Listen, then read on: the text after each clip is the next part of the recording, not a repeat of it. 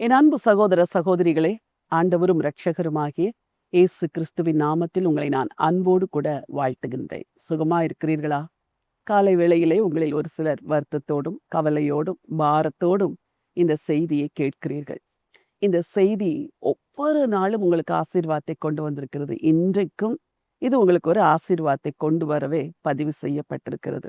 வாழ்க்கையில் நடக்கிற சில நிகழ்வுகள் நம்மை வெட்கப்படுத்துகிறது. உங்கள் குடும்பத்தில் கூட அப்படி ஏதோ ஒரு காரியம் நடந்து, ஐயோ நான் வெட்கத்தோடு இருக்கிறேன், நான் துக்கத்தோடு இருக்கிறேன் என்று நீங்கள் நினைக்கலாம்.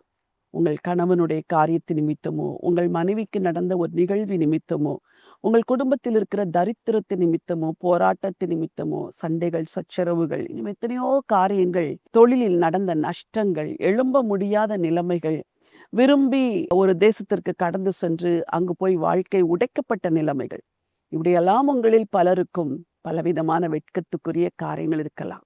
இதிலிருந்து எப்படி மீண்டு வருவது என்று உங்களில் பலர் யோசித்துக் கொண்டிருக்கிறீர்கள். ஒரு வேத வசனத்தை உங்களுக்காய் வாசிக்க விரும்புகிறேன். ரோமர் 10:11. அவரை விசுவாசிக்கிறவன் எவனோ அவன் வெட்கப்படுவதில்லை என்று வேதம் சொல்லுகிறது. என் வார்த்தையை கேட்டுக்கொண்டிருக்கிற சகோதரி, உங்களுக்குத்தான் இந்த வார்த்தை. உடைந்து போய் இந்த வசனத்தை கேட்கிற சகோதரனே, உங்களுக்குத்தான் இந்த வார்த்தை. அவரை விசுவாசிக்கிறவன் எவனோ அவன் வெட்கப்படுவதில்லை. வாழ்க்கையில் உங்களை வெட்கப்பட வைத்த சூழ்நிலைமைகள் பலவா இருக்கலாம், பல சூழ்நிலைமைகள் நடந்திருக்கலாம். ஆனால் இன்றைக்கு வேதம் சொல்கிறது, அவரை விசுவாசிக்கிறவன் எவனோ அவன் வெட்கப்படுவதில்லை என்று வேதம் சொல்லுகிறது. யாரோ ஒருவர் சொல்லியிருந்தால் பரவாயில்லை, வேதம் சொல்லுகிறது அவரை விசுவாசிக்கிற நீங்கள் வெட்கப்படுவதில்லை என்று. இன்றைக்கு அந்த ஆண்டவரை விசுவாசியுங்கள். ஒரு இரட்சகர் இயேசு சிலுவையில் உங்களுக்காக ரத்தம் சிந்தி மரித்தார். எல்லாருக்கும் முன்பதாக அவமான கோலத்தில் தொங்கினார். எல்லாரும் அவரை பரிகசித்தார்கள். இதன் பொருள் என்ன?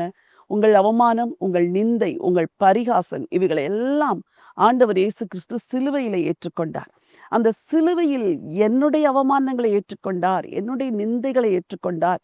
வெட்கமான இந்த சூழ்நிலைமைகளை சிலுவையிலே சுமந்து தீர்த்து விட்டார்.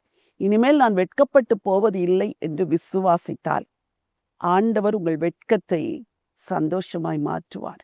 உங்கள் துக்கத்தை மகிழ்ச்சியாக மாற்றுவார்.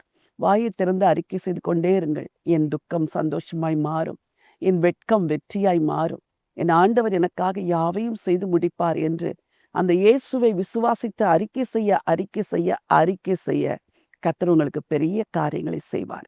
உங்களுக்காக ஜெபிக்க விரும்புகிறேன். பரலோகத்தின் தேவனே, நல்ல ஆண்டவரே, அவரை விசுவாசிக்கிறவன் எவனோ அவன் வெட்கப்படுவதில்லை என்று வேதம் சொல்லுகிறது என்று நாங்கள் வாசிக்கிறோமே. இன்றைக்கு உம்முடைய பிள்ளைகள் யாரெல்லாம் வெட்கத்தோடு தலை குனிந்து நிற்கிறார்களோ, துக்கத்தோடு கலங்கி நிற்கிறார்களோ, அவர்கள் ஒவ்வொருவருக்காக நான் ஜெபிக்கிறேன் அப்பா. அவர்களை வெட்கப்பட வைத்த காரியம் என்னவென்று எனக்கு தெரியாது, நீர் அறிந்திருக்கிறீர். அவர்கள் துக்கத்தோடு இருக்கிற காரியம் என்னவென்று ஆண்டவரே நீர் ஒருவர் மாத்திரமே அறிந்திருக்கிறபடினாலே இந்த காலை வேளையில உம்முடைய பிள்ளைகள் இருக்கிற இடத்துல நீர் கடந்து சொல்ல வேண்டும் என்று நான் ஜெபம் பண்ணுகிறேன். அவர்கள் தோள் மேலே கை வைத்து அவர்களை தைரியப்படுத்தும்படியா ஜெபிக்கிறேன். இந்த வெட்கம் உனக்கு மாறும் என்று தேவன் சொல்ல வேண்டும் என்று வேண்டிக் கொள்கிறேன் ஆண்டவரே. துக்கமெல்லாம் சந்தோஷமாய் மாறும் என்று சொல்லியிருக்கிறீரே, இந்த வெட்கமெல்லாம் வெற்றியாக மாறட்டும் ஆண்டவரே. இந்த நாளிலே உண்மையில் உள்ள விசுவாசத்தை இவர்களுக்கு வர்த்திக்க பண்ணுங்க. இந்த சூழ்நிலைமையிலும் தேவன் என்னை தூக்கி எடுப்பார். இந்த சூழ்நிலைமையிலும் தேவன் எல்லாவற்றையும் மாற்றி தருவார்.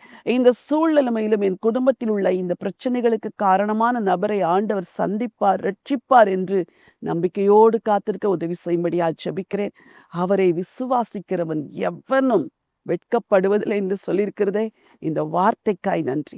இந்த வார்த்தை உம்முடைய ஜனங்களை ஆசீர்வதிக்கட்டும். இந்த வசனம் இந்த நாளெல்லாம் உடைய ஜனங்களை நடத்தட்டும். ஆசீர்வதிங்க, வழி நடத்துங்க. மீட்பர் இயேசுவின் நாமத்தில் பிதாவே, ஆமென், ஆமென். பிரியமானவர்களே, ஆண்டவரை விசுவாசிக்கிற ஒருவர் வெட்கப்படுவதில்லை. நீங்கள் இந்த தேவனை விசுவாசிக்க மாத்திரம் துவங்குங்கள். விசுவாசித்து அவருக்கு நன்றி சொல்லுங்கள். இப்பொழுது நீங்கள் கடந்து சொல்கிற இந்த வெட்கமான சூழ்நிலைமையை ஆண்டவர் வெற்றியாய் மாற்றுவார். இந்த நினைவோடு இந்த நாளை துவங்குங்கள். இந்த நாள் ஒரு வெற்றியின் நாள். God bless you.